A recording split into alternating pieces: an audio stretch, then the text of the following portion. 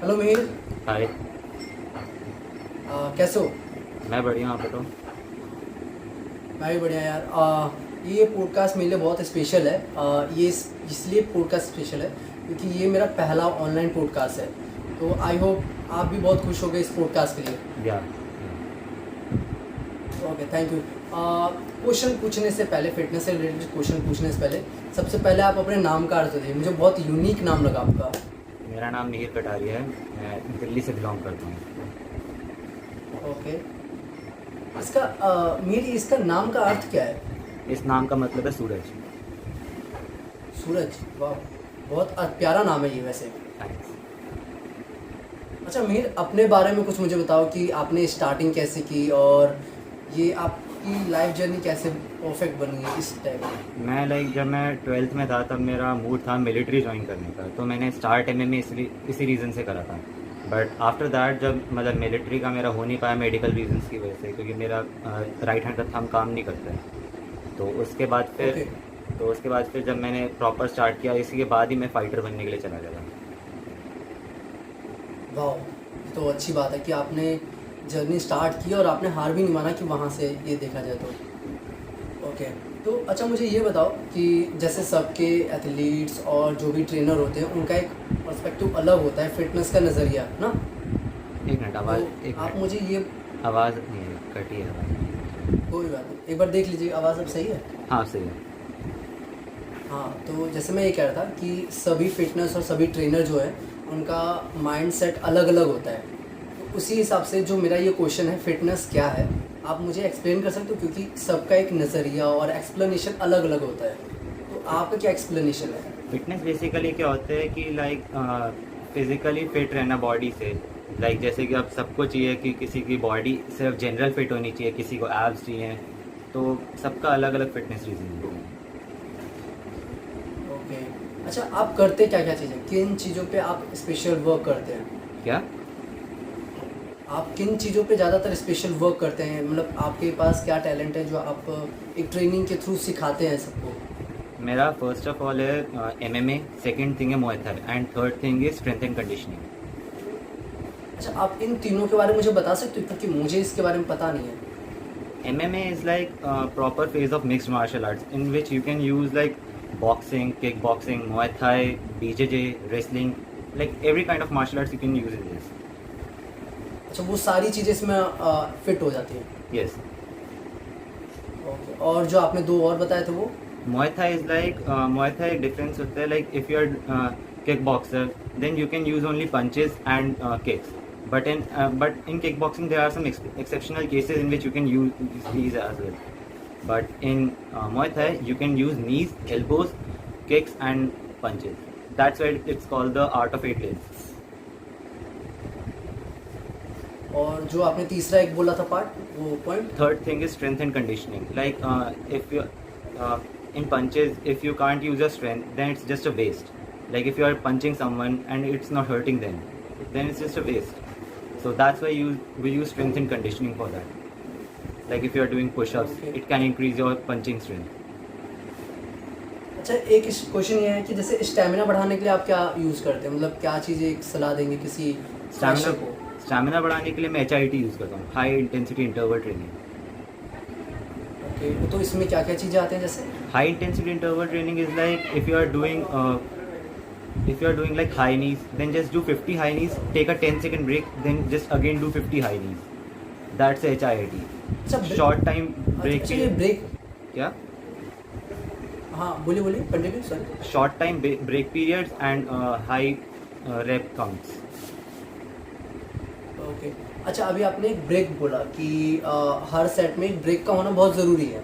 क्या चीज़? आप मुझे ये जैसे आपने कहा ना, वर्कआउट के टाइम जो भी हमारी चीज़ें होती हैं, हाँ। जो भी हम वर्कआउट करते हैं तो उसमें एक ब्रेक का रोल होता है। अभी आपने बताया ना ब्रेक, तो आप मुझे वो ब्रेक के बारे में बता सकते हो कि वो ब्रेक क्यों हम यूज़ करते हैं? कि जैसे हम पुशअप मारते हैं, मानो पुशअप के बीच में हम 10-10 सेट मारते हैं, अच्छा। तो उस 10-10 सेट में ब्रेक का क्यों यूज़ होता है?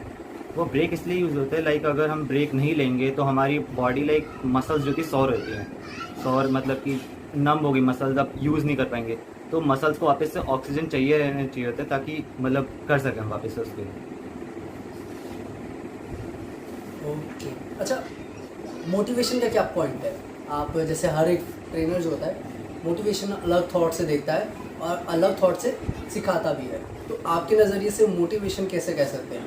मोटिवेशन में लाइक अगर किसी बिगनर के लिए मोटिवेशन का है, तो अगर मेरे हिसाब से बिगनर के सामने किसी एडवांस बंदे को रखा जाए, ताकि बिगनर्स कभी कभार क्या होते हैं, उनको देख के थोड़ा सोचते हैं कि यार हम भी ऐसा करेंगे, तो उस वजह से करते हैं वैसे। ओके, तो आप एक ट्रेनर हैं, तो अब पर्सपेक्टिव आपका क्या होता है कि एक बिगिनर को मैं कैसे स्टार्टिंग कैसे कराऊँ कि वो अटके भी ना और वो समझे जल्दी जल्दी, तो ऐसा क्या चीज़ है आपके माइंड में? मेरे हिसाब से तो क्या होता है, लाइक अगर हम बिगनर्स को सिखा रहे हैं, तो फर्स्ट थिंग इज बिगनर्स को हमेशा warm up and then mobility करवानी चाहिए, ताकि वो अच्छे पहले सीख जाए। मो- अच्छा, मोबिलिटी क्या है ये आपने जो बताया? मोबिलिटी इज लाइक अगर आपकी शोल्डर्स मान लो, अगर आपके शोल्डर्स टाइट हैं, जी। तो फिर उसके लिए आपको मोबिलिटी एक्सरसाइज करनी पड़ेगी, ताकि आपके शोल्डर्स थोड़े ओपन हुए एंड आप उसमें अपनी शोल्डर मूवमेंट खोल सकें। शोल्डर्स अगर खुलेंगे नहीं, तो आपकी स्कैपुला ब्लेड्स के चक्कर में आपको इंजरी ज़्यादा हो सकती है। ये भी है। तो अभी मुझे ये बताना कि जैसे एक है वर्कआउट बिगनर और एडवांस में, तो जैसे आपको एडवांस को एक लेवल में हाई इंक्रीज करना हो तो उससे आप क्या आइडिया दोगे? और एक बिगनर का तो आपने मुझे बता दिया कि उसे पूरी साथ उसका सपोर्ट करना चाहिए और उसको हर चीज़ के बारे में बताना चाहिए, और उसके साथ एडवांस लोग हो तो बहुत बेटर है। तो एक एडवांस जो पर्सन होता है जो सीखने आया है, उससे आप क्या बताते हैं? एडवांस अगर सामने हो, तो एडवांस की फर्स्ट थिंग इज उनको, अब आप 3 टाइप ले लो। अब आप पुशअप में, अगर किसी बंदे को पुशअप नहीं आते होंगे, तो आप उसको कैसे कराओगे? नीज पे करवा के पुशअप्स होंगे उसके। सेकंड, इंटरमीडिएट, बिगिनर्स का रोल होता है। हाँ इंटरमीडिएट जो नॉर्मल पुशअप्स करेंगे। अब एडवांस जो होंगे उनके रेप्स बढ़ा दो पुशअप्स के, या फिर उनको एक्सप्लोसिव पुशअप्स करा दो, क्लैप पुशअप्स करा दो, उनके लेवल्स बढ़ाते हैं हाँ, एक्सरसाइज। क्लैप हो गया, सुपरमैन पुशअप हाँ, हो गया, मतलब इन सब exactly. चीज़ों में। एग्जैक्टली। That's good. अच्छा, वार्म अप का क्या रोल है आपके हिसाब से? क्योंकि हर फील्ड में क्या वार्म अप है, जैसे कि मुझे हाँ। पता है वर्कआउट जो है और इन सब में, क्या आपके फील्ड में भी है ये वार्म अप का टाइप? हाँ है, वार्म अप कंपलसरी होता है team में। Warm up compulsory. ये अच्छा, ये क्यों है ऐसा? कोई पॉइंट है आपके पास कि ये ऐसा क्यों हम वार्म अप करते हैं? warm up? कंपलसरी इसलिए होते हैं, ताकि अगर आपकी बॉडी वार्म नहीं होगी, तो आपकी इंजरीज की प्रोबेबिलिटी बहुत ज़्यादा हो जाती है। लाइक अगर आपने बिना वार्म अप करे अगर आप बाइसेप कर्ल करने चले गए और आपके बाइसेप्स वार्म ही नहीं है, तो आपकी टेंडन्स टीयर होने की ज़्यादा प्रोबेबिलिटी होगी। अच्छा, इसमें प्रॉब्लम क्या क्या चीज़ें हो सकती है, आप मुझे एक्सप्लेन कर सकते हैं इन सब चीज़ों को? मतलब वार्म अप की ना करो। हाँ, वार्म अप की Okay. अगर ना करो तो क्या क्या इंजर, मतलब आपके वार्म अप की फर्स्ट थिंग इज, मतलब क्या होंगे? फर्स्ट प्रॉब्लम ये होती है, वार्म अप ना करो तो इंजरीज की प्रोबेबिलिटी बहुत बढ़ जाती है। सेकंड थिंग इज, परफॉर्मेंस बहुत वीक होती है वार्म अप अगर नहीं करते तो। सेकंड थिंग इज, अगर बिना वार्म अप करे अगर हमने वर्कआउट कर दिया, तो हमारी मोबिलिटी कम होती जाती है। लाइक अगर आपने स्क्वाट्स करने गए हो, आपके हैमस्ट्रिंग्स वीक हैं और आपने वार्म अप नहीं करा हुआ, तो आपका प्रॉपर स्क्वाट लगेगा ही नहीं, कभी भी नहीं लगेगा। अच्छा, मुझे एक क्वेश्चन, मेरे मेरे एक दोस्त है, उन्होंने एक क्वेश्चन पूछा था कि मेरी स्टैमिना जो है वो बहुत वीक है और उस स्टैमिना के दौरान मुझे क्या करना चाहिए अपनी स्टैमिना इम्प्रूव करने के लिए? इंक्रीज करने के लिए फर्स्ट थिंग इज, अगर स्टैमिना बिगनर है वो, हाँ, वो बिगनर ही, हाँ वो बिगनर है ना, तो फिर उनको बोलो लाइक जनरल जॉगिंग करे। लाइक एक पर्टिकुलर फेज आए, जैसे कि अगर उन्होंने 10 सेकंड जॉग करा, तो 3 सेकंड उनको कॉन्टिन्यूस एक हाई स्पीड में भागना, फिर वापस से रेगुलर जॉग। तो ऐसे 10 3 10। Yes, okay. और अच्छा, डाइट का क्या रोल है? मतलब जैसे रनिंग टाइम में ज़्यादातर सब लोग एनर्जी ड्रिंक लेते हैं, तो उसके ऊपर आप क्या कहना चाहते हो? एनर्जी ड्रिंक्स ठीक है लेना, लाइक बट प्री वर्कआउट्स बेकार है लेना। ये अगर तुम ज़्यादा कैफीन ले रहे हो बॉडी में, तो प्रॉब्लम करेगा वो तुम्हारे को। हाँ, लेकिन प्री वर्कआउट जो आपने अभी बताया, तो उसमें ज़्यादा नहीं, हमें मिनिमम तो लेना चाहिए या नहीं? मतलब ज़्यादा तो कभी नहीं लेना चाहिए, मिनिमम चलता है। मिनिमम चल। अच्छा, प्री में आप क्या रेफर करेंगे कि हमें क्या प्री में लेना चाहिए और पोस्ट में क्या प्री लेना वर्कआउट में general black coffee P low, enough है। चाहिए? Black coffee, okay. और वर्कआउट के बाद? वर्कआउट का पोस्ट वर्कआउट में एग्स खाना बेटर है, बनाना शेक पी लो। अच्छा, रनिंग टाइम आप क्या रेफर करते हो कि स्टूडेंट के पास क्या होना चाहिए रनिंग टाइम? हाँ, रनिंग टाइम तो डिपेंड करता है। लाइक अगर बिगनर है तो मैक्स टू मैक्स 1 किलोमीटर या फिर 1.5 किलोमीटर। अगर एडवांस है, लाइक मेरी फील्ड MMA है, मैं वेट लिफ्टिंग के बारे में इतना नहीं जानता हूँ, तो MMA वालों को लोग क्या करते हैं 10 किलोमीटर तक रनिंग कंपलसरी करते हैं वहाँ पे।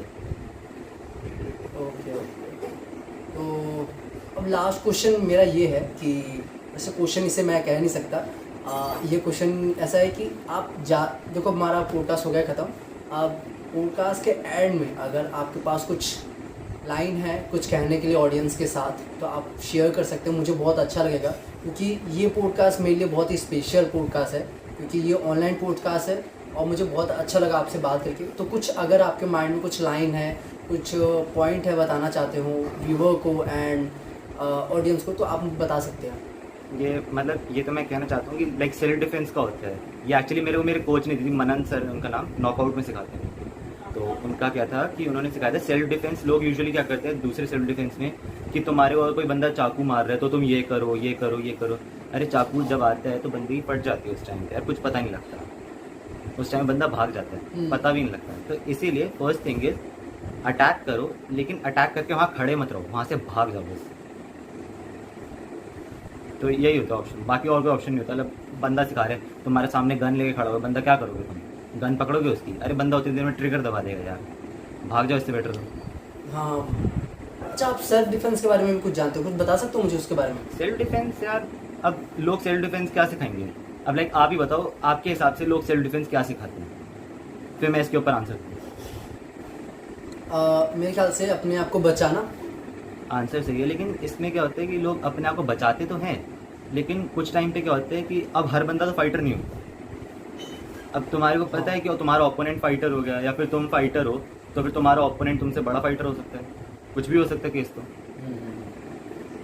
अब ये भी है, बंदा आगे डिपेंड करता है कैसे क्या है। हाँ, तो एग्जैक्टली डिपेंड करता है केसेस पर।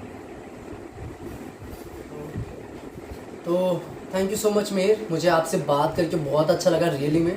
और आई होप कि हम जल्दी दूसरा पॉडकास्ट भी करेंगे अगर मुझे टाइम मिला, और मैं कोशिश करूँगा कि हम इस बार मिल के ये पॉडकास्ट करें तो बहुत सही रहेगा। हाँ तो thank you so much coming this podcast. Okay bye bye. Bye bye.